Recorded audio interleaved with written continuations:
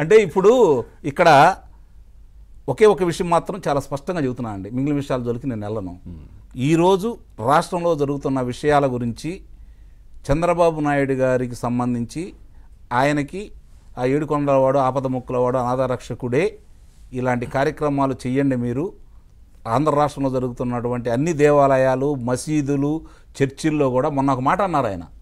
రేపు పొద్దున ఈ అందరికీ కమిటీలు ఏర్పాటు చేసేసి ఎక్కడ కూడా ఆ మతానికి సంబంధించిన వాళ్ళు తప్ప అన్య మతస్థులు లేకుండా చూసుకొని ఆ గౌరవాన్ని పెంపొందించే విధంగా వాళ్ళ ఆచార వ్యవహారాలకు సంబంధించి విఘాతం కలగకుండా పర్యవేక్షణ చేసే వాళ్ళని నియమించాలని చెప్పని పెట్టారు. కాబట్టి ఇది నిజంగానే గొప్ప విషయం. ఇప్పుడు దాకా చిన్న చిన్న ఏదైనా జరిగినా కూడా రేపు పొద్దున భవిష్యత్తులో అలా జరగకుండా ఉండటం కోసం అన్నీ తీసుకొచ్చేసి ముఖ్యంగా ఈరోజు జరుగుతున్న ప్రతి దాంట్లో కూడా అతనికి ఏందంటే నిన్నటిదాకా ఇప్పుడు 2 రోజులకు ఒకసారి వస్తున్నాడు ఏదైనా విషయాలు జరుగుతూ ఉంటే. నిజంగా అదృష్టం కూడా కలగజేశాడు ఆంధ్ర రాష్ట్ర ప్రజానీకానికి. ఇంతకుముందు కనపడేవాడు కాదు కదా, ఈరోజు వచ్చి కనపడతా ఉన్నాడు. ఇంకెక్కువ కనపడతాడు రేపు నుంచి. ఎందుకో చెప్పమంటారా?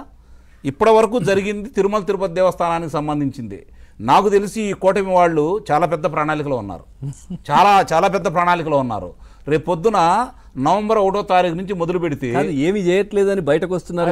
దానికి చెబుతున్నా, నవంబర్ 1వ తారీఖు నుంచి మొదలు పెడితే ఈయనకి మండల స్థాయి నుంచి ఆ మండలంలో జరిగినటువంటి అవినీతి అక్రమాలకు సంబంధించి నాయకులు, దానికి పర్యవేక్షణ చేసిన సకల శాఖ మంత్రి గారు, పైనుండి నేనున్నానని చెప్పని హామీ ఇచ్చిన ముఖ్యమంత్రి గారిని, అప్పటి ముఖ్యమంత్రి గారిని వాళ్ళందరిని కూడా దీంట్లో పొందుపరిచేసి రోజుకొక కార్యక్రమం చేపడితే ఈయనకి 3 వెళ్లకుండా చేసే కార్యక్రమాలు వీళ్ళు మొదలుపెట్టారు. ఇప్పుడు ఆయనకు టీడీపీ ఆఫీస్ పైన మీరు సహకరించాలని చెప్పి కోర్టు కూడా చెప్తా ఉంది సజ్జల రామకృష్ణారెడ్డికి.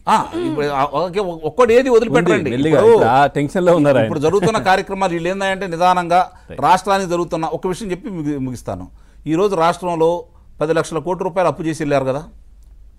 వడ్డీలు ఎలా కడతారు, ఈ బాకీలు ఎలా తీస్తారు, అభివృద్ధి కార్యక్రమాలు ఎలా చేస్తారని చెప్పని అందరి మధ్యలో తెలుస్తున్న సందర్భంగా ఈరోజు చూసుకుంటా ఉంటే ఎఫ్ఆర్బిఎం పరిధి దాటకుండా అప్పులు తీసుకురావడమే కాకుండా కార్యక్రమాలు ఏమీ ఆకుండా వెళ్ళిపోతానే ఉన్నాయి కదా.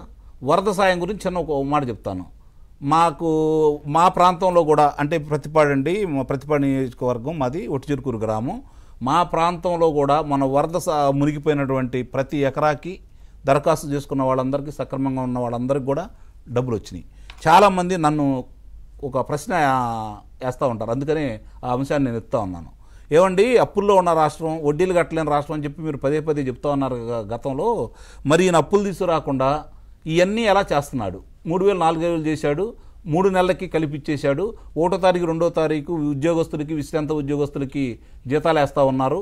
కార్యక్రమాలు జరుగుతూనే ఉన్నాయి. మరి రైతులకు ఎగ్గొట్టినటువంటి 1,684 కోట్ల రూపాయలు ఈరోజు వాళ్ళు చెల్లించారు. అలాగే పంచాయతీకి 834 కోట్ల రూపాయలు ఇవ్వడం కూడా జరిగింది కదా.